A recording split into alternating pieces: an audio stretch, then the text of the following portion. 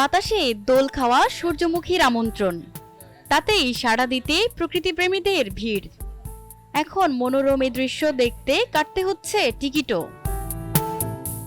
ঠাকুরগাঁওয়ের রানী সংকৈলের নেকমোড়দ এলাকার 50 শতক জমিতে প্রথমবারের মতো সূর্যমুখীর চাষ করেছেন দুই কৃষক, গোলাম মোস্তফা ও আবু সাইদ। চুল পড়া অনেক কমে গেছে, থ্যাংক ইউ মা। চুলের ভিটামিন জুই মাল্টিভিটামিন কোকোনাট অয়েল। বাগান দেখো আইছি, ভালো লাগিয়ে লোকজন আসছে দেখছে, ভালো জিনিস। এই সূর্যমুখী বাগানটাতে আমি আসছি বেড়াইতে, ছবি তুলতে, এবং এই সূর্যমুখী বাগানের পরিবেশটা অনেক ভালো। আর এখানকার প্রতিদিন অনেক মানুষ আছে ছবি তুলে। প্রতিদিন বিকালবেলায় অনেক এখানে ভিড় জমে কারণ ছবি তোলার জন্য। আর সূর্যমুখী বাগানটা দেখতে অনেক সুন্দর। বাগানে ফুল আসার পর থেকেই মানুষের ভিড়।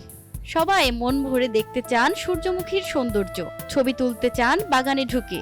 এই অবস্থায় শেষ পর্যন্ত টিকিট সিস্টেম চালু করেছেন বাগানের দুই মালিক। 10 টাকার টিকিট কাটলে অনেকটা সময় কাটানো যায় বাগানে। আমি ফেসবুকে দেখি যে বন্ধুরা এখানে আসে ছবি তুলে, অনেকে আসে বন্ধু বান্ধব ঘোরাঘুরি করে।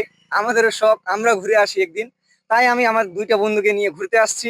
এই সুন্দর একটা প্রকৃতির নিচে একটা ফুল বাগান, এখানে তো দেখার প্রকৃতিটা আলাদাই। দেখলাম যে অনেক সুন্দর এবং প্রকৃতিটাকে একটা অন্য রূপ দিয়েছে এই সূর্যমুখী ফুল।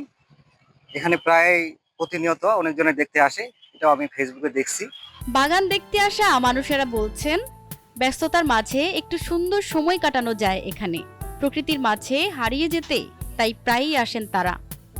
ছবি তোলার পাশাপাশি ভিডিও করে সেটি সোশ্যাল মিডিয়ায় দিচ্ছেন অনেকেই। এতে পরিচিতিও বেড়েছে এই বাগানের। এখন আবার সূর্যমুখী নিয়ে টিকটক আর রিলসের ভিডিও তৈরি হচ্ছে এখানে।